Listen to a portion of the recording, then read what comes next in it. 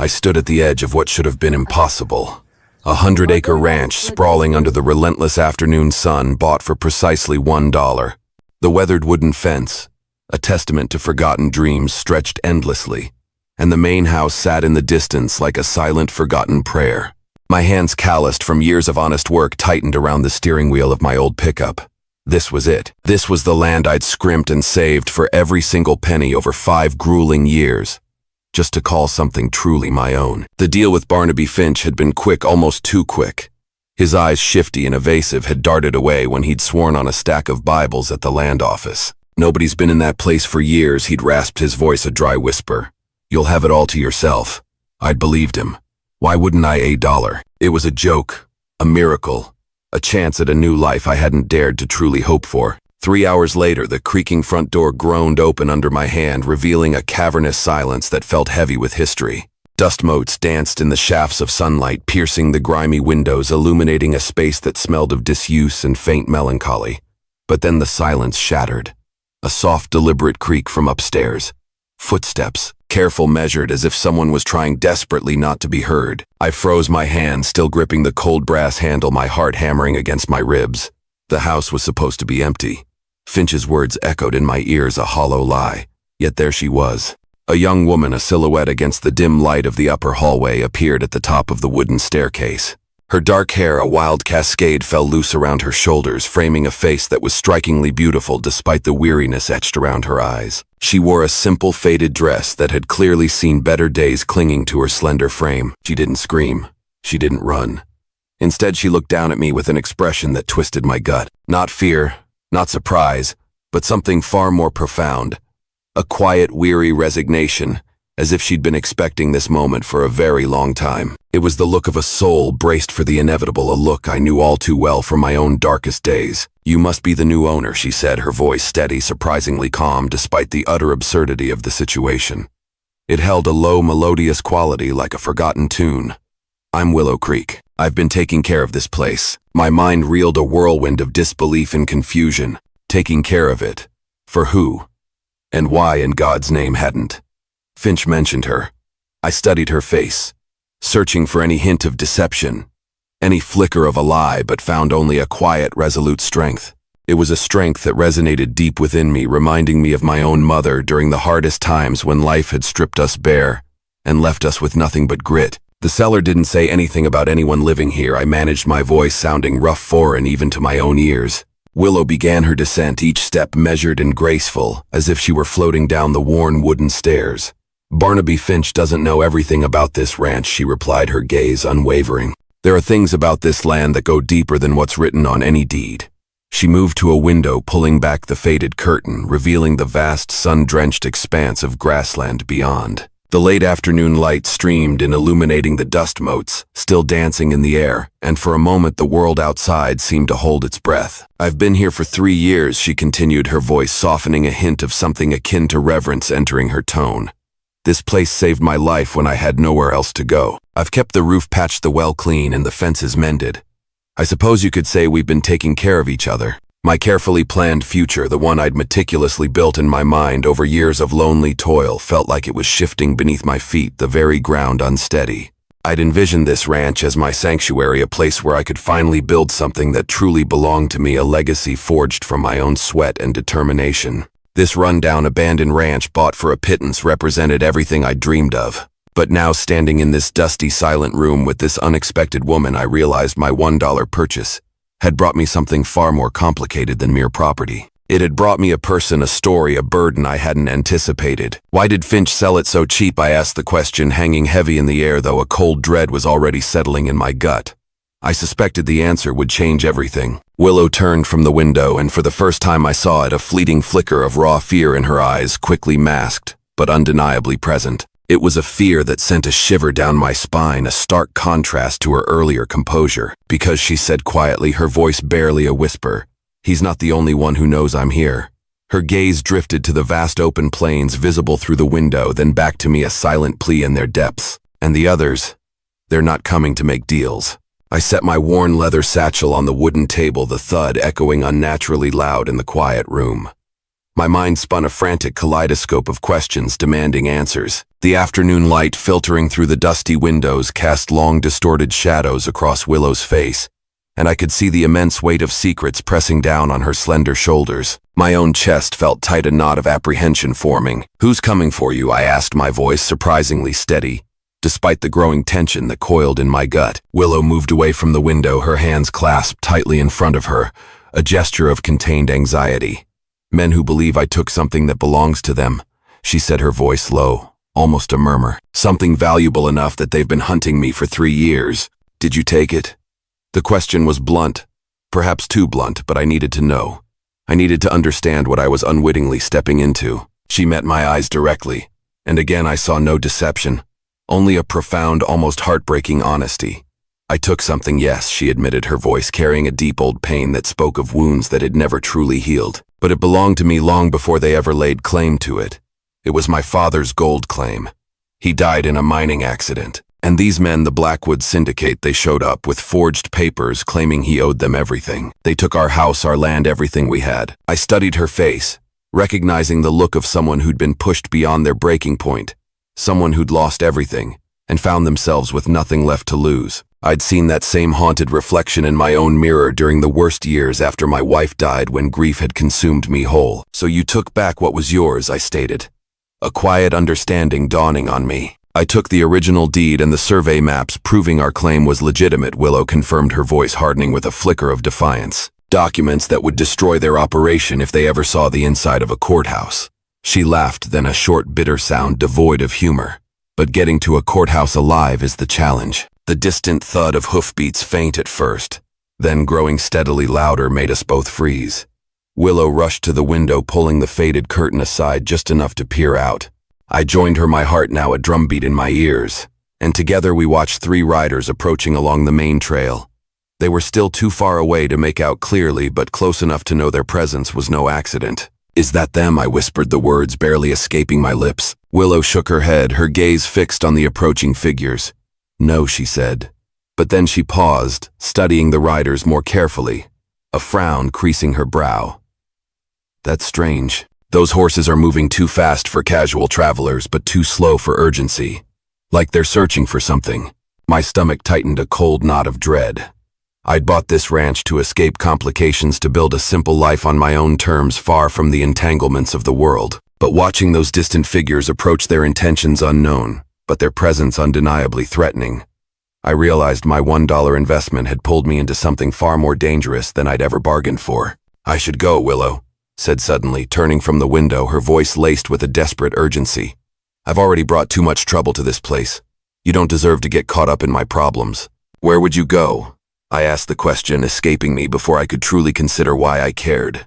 Just 3 hours ago I hadn't even known she existed, yet a strange protective instinct was stirring within me. She hesitated, her gaze flickering around the dusty room, then back to the open door. And in that moment of uncertainty, the truth became painfully clear. She had nowhere left to run. The riders were getting closer now, their forms becoming more distinct against the vast backdrop of the plains. Their intentions remained unknown, but their presence was undeniably menacing. "How long before the dangerous ones find you here?" I pressed, needing to grasp the full scope of the threat. Willow looked back toward the approaching riders, then met my gaze. Her eyes filled with a weary certainty. "If those men down there are who I think they are," she said quietly, her voice barely audible above the growing thud of hooves they already have. The riders drew closer still, and I could make out their faces now. Hard men, their features weathered and grim, bearing the unmistakable mark of years spent taking what they wanted by force if necessary. They reined in their horses about 50 yards from the house, forming a loose semicircle. Close enough to be a palpable threat, but far enough to avoid immediate confrontation, a calculated move. "That's Silas," Blackwood, Willow whispered, her voice tight with recognition, a raw edge of fear now evident. "He works for the Blackwood Syndicate. If he's here, it means they finally tracked me down." I watched as the 3 men spread out, effectively blocking the main escape routes from the property. Their movements were practiced, coordinated, not the random wanderings of drifters. These were hunters who had found their prey, and the air crackled with their predatory intent. "What exactly did you take from them?" I asked, needing to understand the full weight of the situation, to grasp what I was now inextricably stepping into. Willow moved away from the window and knelt beside a loose floorboard near the fireplace. With quick, efficient movements, she pried it up, revealing a hidden space beneath. When she stood, she held a worn leather pouch and a rolled bundle of papers tied with a thin frayed string. "The deed to the richest gold claim in the territory," she said, unrolling one of the documents. It was a map intricately drawn, showing survey lines and geological notations, and the survey maps showing exactly where the ore runs deepest. My father spent 10 years mapping every vein, every pocket of gold in those hills. The Blackwood Syndicate killed him for it, then discovered he'd hidden the real documents. I studied the intricate drawings on the map, noting the careful notations and detailed measurements. This wasn't just a claim.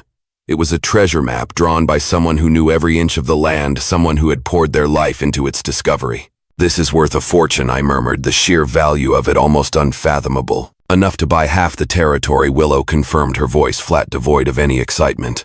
"And enough to make them hunt me across 3 states. A sharp whistle from outside made us both turn instinctively toward the window.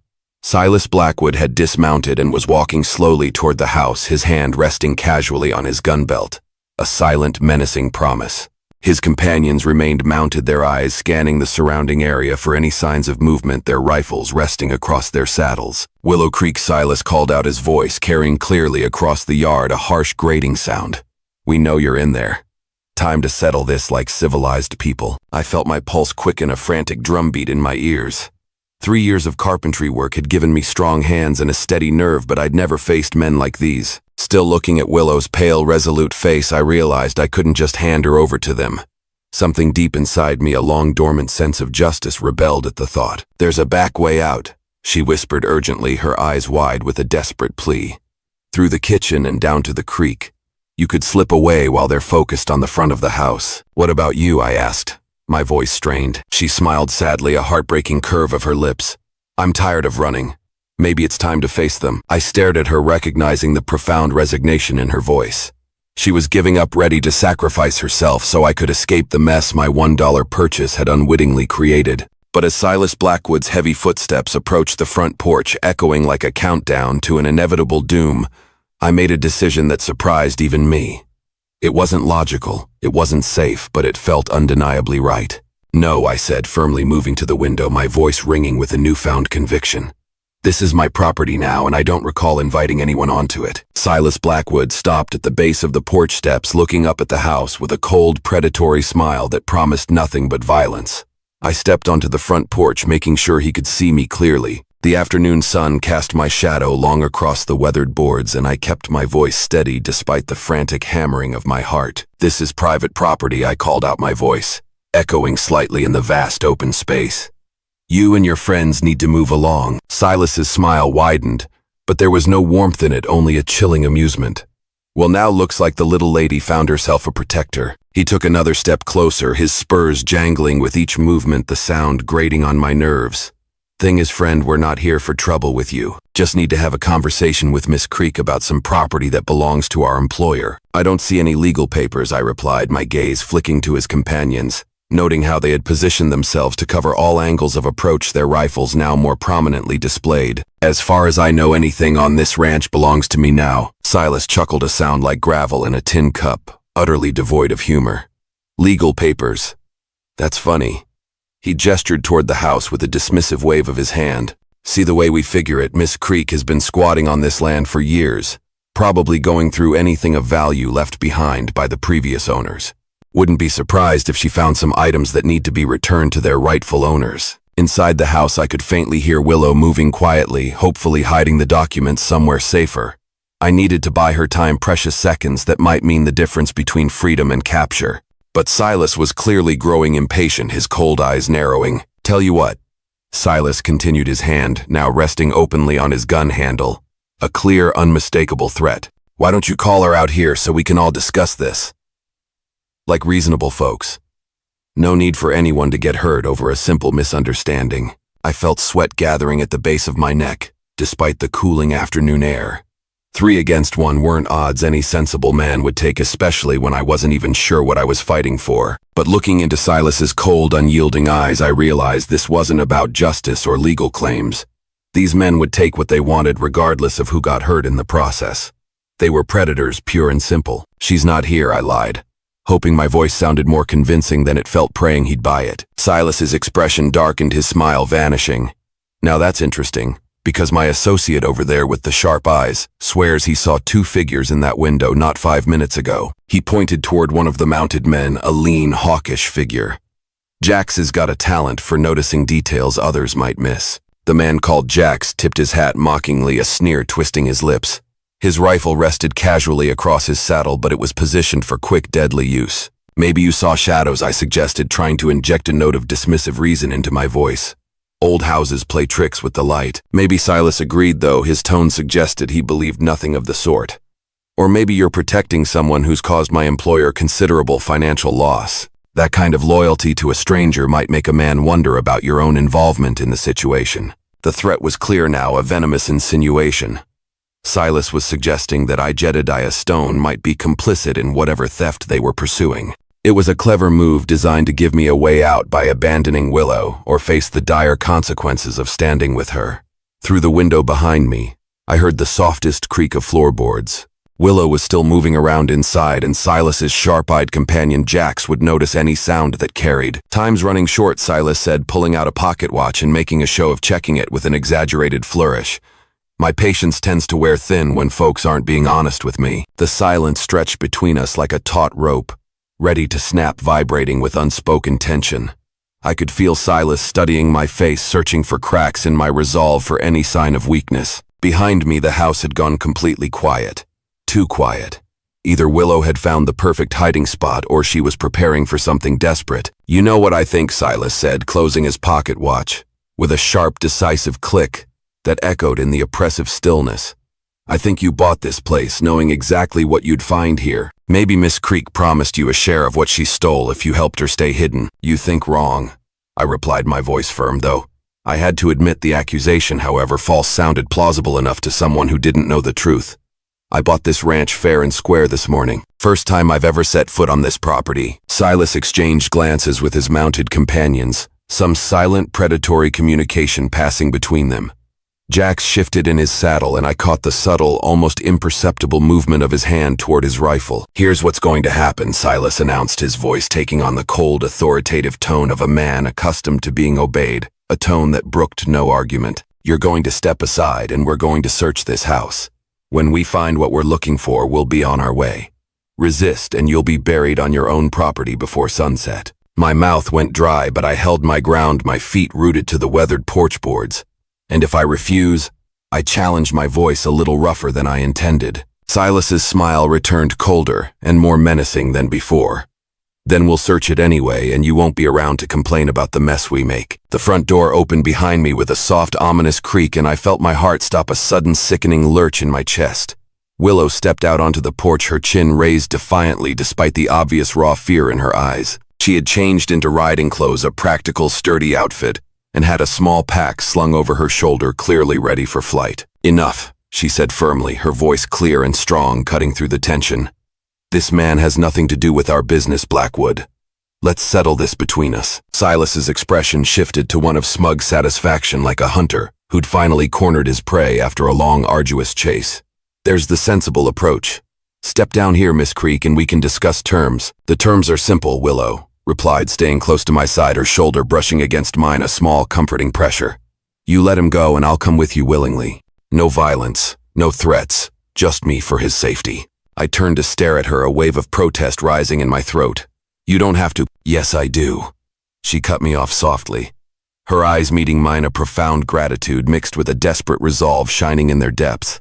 "You've already done more than anyone had a right to expect." Silas clapped his hands together, once the sound sharp and jarring in the afternoon air, a predatory glee in his eyes. "See how easy that was?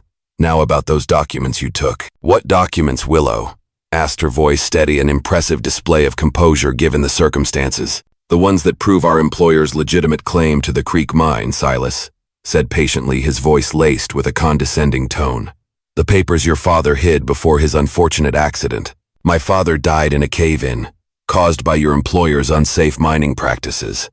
Willow shot back, her voice rising in a sudden burst of raw anger and grief. There were no documents to hide. Silas's facade of civility began to crack, his face twisting into a sneer. "Don't play games with me, girl. We know you have them and we know they're here. The only question is whether we tear this place apart board by board to find them." Willow met his gaze steadily, but I could see her hands trembling slightly, a barely perceptible tremor that betrayed her inner turmoil. Whatever documents she'd shown me were her only leverage, her only hope, and she was about to lose them, sacrificing them to save me. That's when the sound of more approaching riders echoed across the valley, coming fast from the eastern trail, a distant rumble that rapidly grew into a thunderous roar. Silas spun toward the sound of approaching hoofbeats, his hand instinctively moving to his weapon, his earlier confidence replaced by a sudden frantic urgency. The new riders were still distant, but they were coming hard and fast, dust rising in their wake, like a brown cloud against the horizon. Jack Silas barked to his sharp-eyed companion, his voice strained with a new edge of panic. "How many?" The man squinted into the distance, shading his eyes with one hand. "4 riders, maybe 5. Can't make out who they are from here, but they're pushing their horses hard." Silas's jaw tightened, a muscle twitching in his cheek. Could be trouble. He turned back to Willow, his earlier patience completely gone, replaced by a desperate fury. "Change of plans. We're taking you and those documents now before whoever that is decides to complicate things." "I told you I don't have any documents," Willow insisted. But her voice lacked conviction, a desperate, futile attempt to deny the undeniable. "Search the house," Silas ordered his men, his voice a snarl. "Tear it apart if you have to." I stepped forward, blocking the porch steps, my body a shield between them and the house. "You're not going anywhere near my house." Silas's gun cleared its holster so fast I barely saw the movement. The cold, unforgiving metal pressed against my forehead, and I could smell the sharp tang of gun oil and the worn leather from Silas's gloves. My breath hitched in my throat. "Last chance to be smart about this," Silas growled, his voice a low, menacing rumble. "Stand aside or I'll put you down right here." The approaching riders were closer now, close enough that their individual horses could be distinguished, the rhythmic thud of their hooves a terrifying countdown. I could see they were riding in formation, disciplined and purposeful. Not random travelers, but men with a mission. "Silas Blackwood."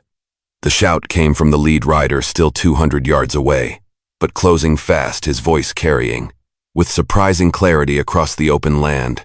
"Step away from those people." Silas's eyes widened in recognition, and for the first time since he'd arrived, I saw genuine, unadulterated concern cross his features.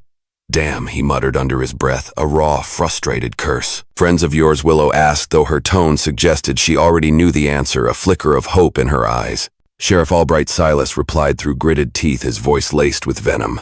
"Someone must have sent word ahead." He glanced back at his companions, who were looking increasingly nervous about their exposed position, their eyes darting between their boss and the rapidly approaching lawmen. The riders thundered closer, and I could now make out the distinctive glint of badge metal on the lead rider's vest. A sheriff and his deputies riding like they meant business, their faces grim and determined. But Silas's gun was still pressed against my skull, and his finger was tight on the trigger, a hair's breadth from ending my life. "This complicates things," Silas said, more to himself than anyone else, his voice a low, desperate murmur.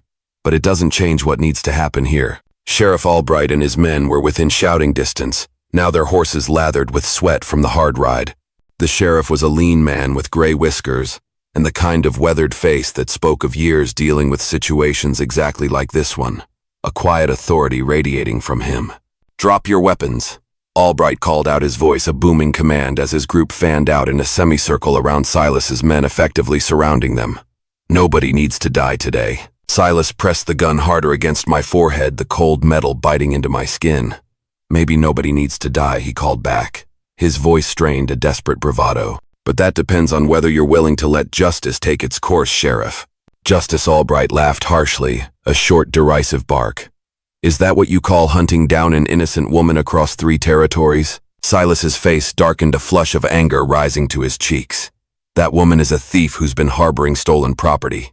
We're here on behalf of legitimate business interests to recover what belongs to them." "The Blackwood Syndicate's business interests," Sheriff Albright corrected, his voice dripping with disgust, his gaze fixed on Silas. "I've seen enough of their version of justice to know what it looks like." The tension in the air was thick enough to cut with a knife, a palpable force that pressed down on us all. Silas's men were outnumbered now, but they still held the advantage of having hostages. I could feel sweat trickling down my back as I tried to remain perfectly still, the gun barrel a constant chilling presence against my skin. "Here's what's going to happen," Silas announced, his voice carrying across the yard, desperate and defiant. Miss Creek and I are going to have a private conversation about those documents. Anyone who interferes will watch this brave property owner pay the price." Sheriff Albright held up one hand, signaling his deputies to hold their positions, a silent command for patience. The standoff stretched taut like a wire about to snap, everyone waiting for someone else to make the first move, the one that would determine who lived and who died. "Blackwood," the sheriff said carefully, his voice low and steady, a deliberate attempt to de-escalate. "You're making a mistake here. The Blackwood Syndicate don't own this territory, and they sure don't own me." "Maybe not," Silas replied, never taking his eyes off Albright while keeping the gun pressed firmly against my head, a desperate flicker in his eyes. "But they own enough judges and politicians to make your life very difficult if you interfere with legitimate business." Willow stepped forward slightly, drawing Silas's attention, her eyes filled with a desperate resolve. "Stop this," she said firmly, her voice clear and strong. "You want the documents, fine. They're hidden under the loose floorboard by the fireplace, wrapped in oiled cloth." I felt my heart sink, a crushing despair. She was giving up the only leverage she had, throwing away 3 years of careful hiding, all to save a man she'd met mere hours ago. It was a selfless act, a profound sacrifice, and it tore at my soul. Silas's eyes lit up with triumph, a cruel, victorious glint, but he didn't lower his weapon. "Jax, get in there and find them," he ordered, his voice sharp with urgency. "And be careful. Miss Creek has proven herself quite creative when it comes to hiding things."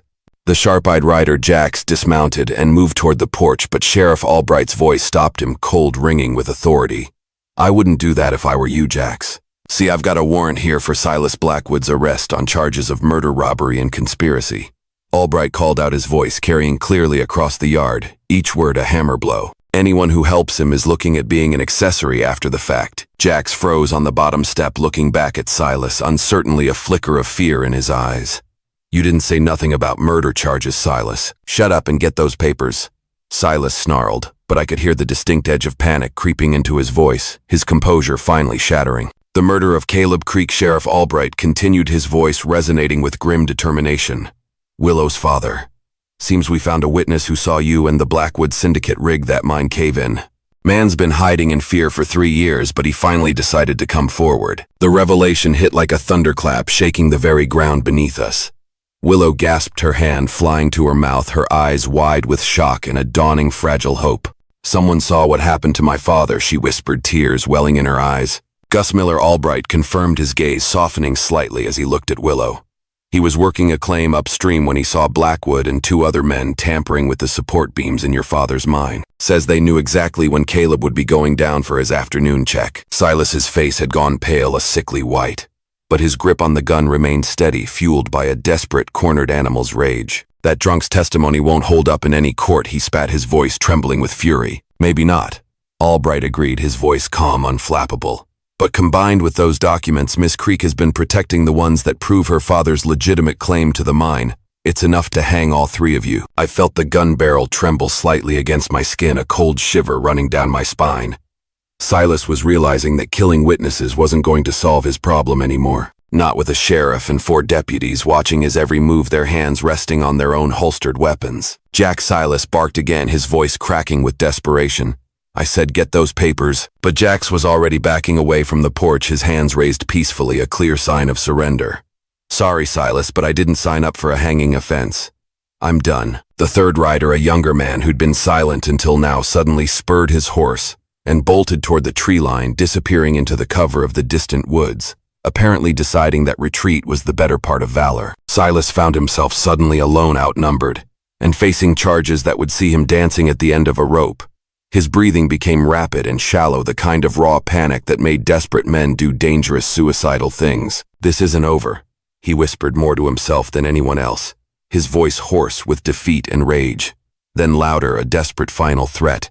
"Even if you take me and the Blackwood Syndicate, we'll never stop hunting her. Those documents are worth too much." "Maybe," Sheriff Albright said slowly, dismounting and taking a step closer, his eyes never leaving Silas. "But that's tomorrow's problem. Today's problem is you putting down that gun before someone gets hurt." Silas's hand began to shake visibly, and I realized with growing horror that the man was about to make a choice that would get us all killed.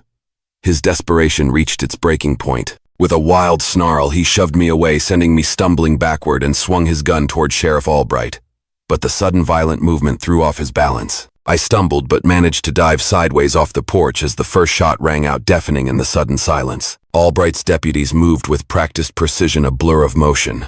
2 shots answered Silas's wildfire, sharp and concise, and the outlaw crumpled to the ground, his weapon spinning uselessly in the dirt. The entire confrontation was over in seconds, leaving only the acrid smell of powder smoke hanging heavy in the afternoon air and the ringing in my ears. "Is everyone all right?" Albright called out, keeping his weapon trained on Silas's motionless form, his voice laced with concern. I picked myself up from behind a wooden crate, checking for injuries and finding only bruised ribs and a racing heart. Willow rushed down from the porch, her face pale but determined, her eyes fixed on Silas. "I'm fine," she said, then looked down at the fallen man. "Is he dead?" "Caught him square in the chest," one of the deputies confirmed, after checking for a pulse, his voice grim. Sheriff Albright holstered his weapon and turned to Willow with an expression of genuine sympathy, his weathered face softening. "Miss Creek, I'm sorry it took so long to get justice for your father. If you're willing to testify about those documents and what happened to your family, we can finally put the Blackwood Syndicate where they belong." Willow nodded, wiping tears from her eyes, a profound sense of relief washing over her. "I've been waiting 3 years to tell someone who would listen. The documents are in the house," she continued, glancing at me, a silent acknowledgement of my role. "Everything my father recorded about the mine, including proof that the Blackwood Syndicate forged the papers claiming ownership." 2 hours later, after statements had been given and evidence collected, Sheriff Albright and his men rode away with Silas Blackwood's body and a promise to return within the week to escort Willow to the territorial courthouse. The sun was setting behind the distant mountains, painting the sky in breathtaking shades of orange and purple, a fiery end to a day of chaos and violence. Willow and I stood on the porch watching the dust settle from the departing riders. The silence between us, comfortable now, no longer filled with secrets and threats, but with a quiet understanding. "So," I said, finally breaking the peaceful quiet, "I suppose you'll be leaving once this is all settled." The thought surprisingly brought a pang of something akin to regret. Willow turned to look at me, a small, knowing smile playing at the corners of her mouth, her eyes reflecting the last rays of the setting sun.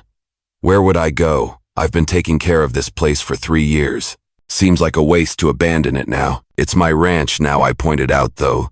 There was no challenge in my voice, only a gentle reminder. "True," she agreed, her smile widening.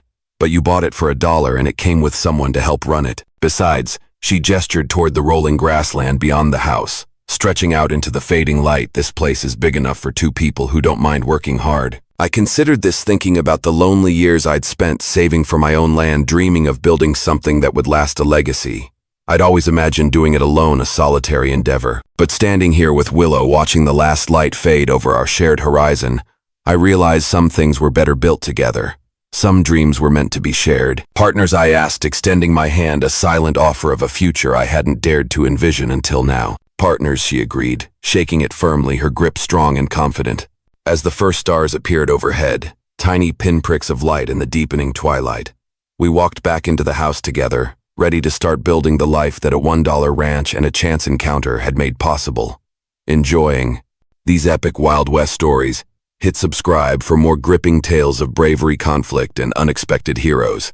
Now tap the video on screen to experience a story with a twist you'll never forget.